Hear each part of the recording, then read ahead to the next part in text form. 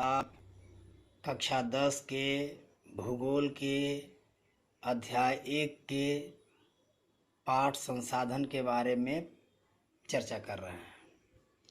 सबसे पिछले क्लास में हमने संसाधन की परिभाषा के बारे में चर्चा किया था, संसाधन का निर्माण कैसे होता है। आज हम चर्चा कर रहे हैं संसाधन के प्रकार के बारे में। तो छात्र एवं छात्राओं, जो संसाधन हैं उसको कई आधारों पर वर्गीकरण किया जाता है। कक्षा 10 में संसाधनों का वर्गीकरण मुख्य रूप से 4 आधारों पर किया गया है: उत्पत्ति के आधार पर, समाप्यता के आधार पर, स्वामित्व के आधार पर और विकास के स्तर के आधार पर। सबसे पहले हम चर्चा करते हैं उत्पत्ति के आधार पर। तो उत्पत्ति के आधार पर संसाधन 2 प्रकार के होते हैं: जैव संसाधन और अजैव संसाधन। जैव संसाधन वे सभी संसाधन जो सजीव वस्तुओं से बनी होती हैं उन्हें जैव संसाधन कहते हैं, जैसे वनस्पति और जीव जंतु।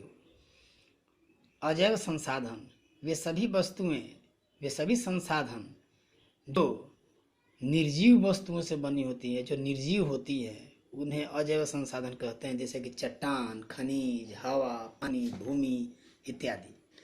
दूसरा वर्गीकरण है समाप्यता के आधार पर। समाप्यता के आधार पर संसाधन 2 प्रकार के होते हैं। पहला नवीकरणीय संसाधन और दूसरा अनवीकरणीय संसाधन। नवीकरणीय संसाधन उस संसाधन को कहते हैं जिनका एक निश्चित समय अंतराल पर फिर से नवीकरण किया जा सके, या वैसे संसाधन जो समाप्त न होने वाले हों, जैसे पवन और सौर ऊर्जा, वनस्पतियाँ इत्यादि। दूसरा संसाधन है अनवीकरणीय संसाधन। वैसे संसाधन जिनके निर्माण में लाखों वर्ष लगते हैं और जिनका रिन्यूअल या नवीकरण आसान नहीं होता है, संभव नहीं होता है, वैसे संसाधन को अनवीकरणीय संसाधन कहा जाता है। इनकी मात्रा सीमित होती है, जैसे खनिज एवं जीवाश्म। इन संसाधनों के संरक्षण की ज़्यादा आवश्यकता होती है। तीसरा प्रकार स्वामित्व के आधार पर वर्गीकरण किया जाता है संसाधनों का।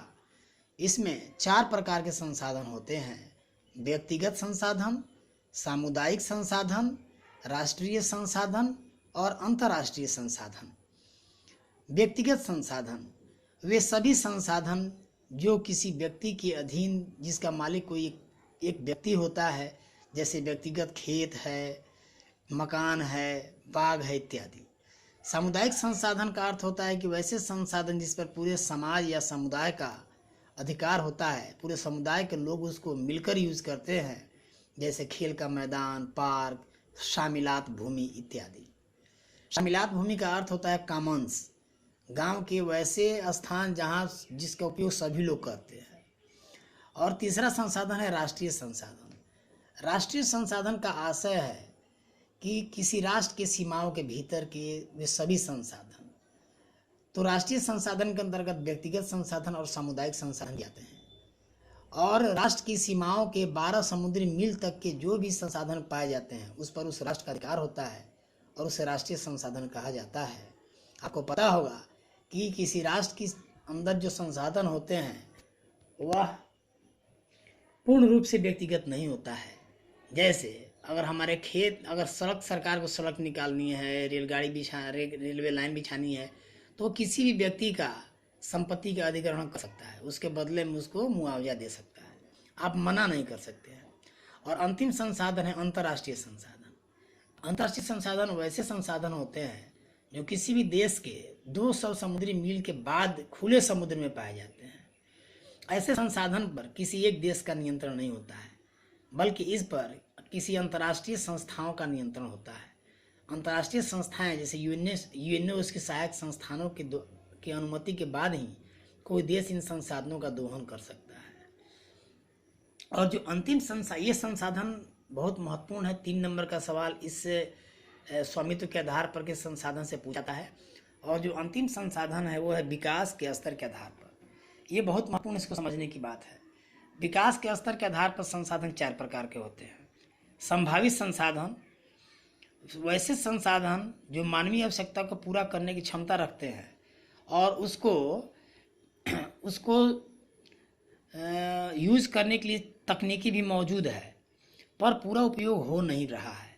वैसे संसाधन को संभावित संसाधन कहते हैं, जैसे राजस्थान एवं गुजरात में पवन और सौर ऊर्जा। दूसरा है विकसित संसाधन।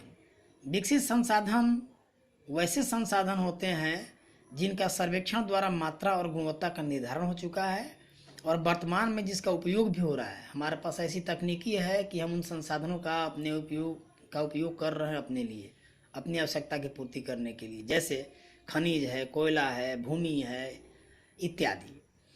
और तीसरा संसाधन है भंडार संसाधन, स्टॉक या भंडार। भंडार संसाधन वैसे संसाधन होते हैं जिनमें मानवीय आवश्यकता को पूरा करने की क्षमता होती है, लेकिन उसको संसाधन के रूप में बदलने या उसको उपयोग करने की तकनीकी अभी हमारे पास नहीं है, प्रौद्योगिकी हमारे पास उपलब्ध नहीं है।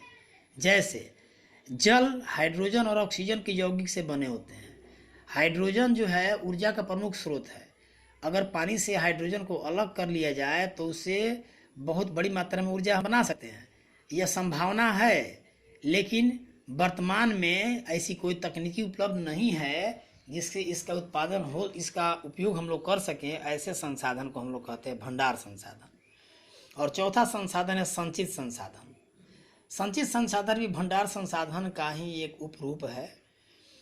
संचित संसाधन की परिभाषा होती है कि इसमें मानवीय आवश्यकता को पूरी करने की क्षमता होती है एवं तकनीकी है, लेकिन भविष्य के लिए उसको सुरक्षित रखा जाता है।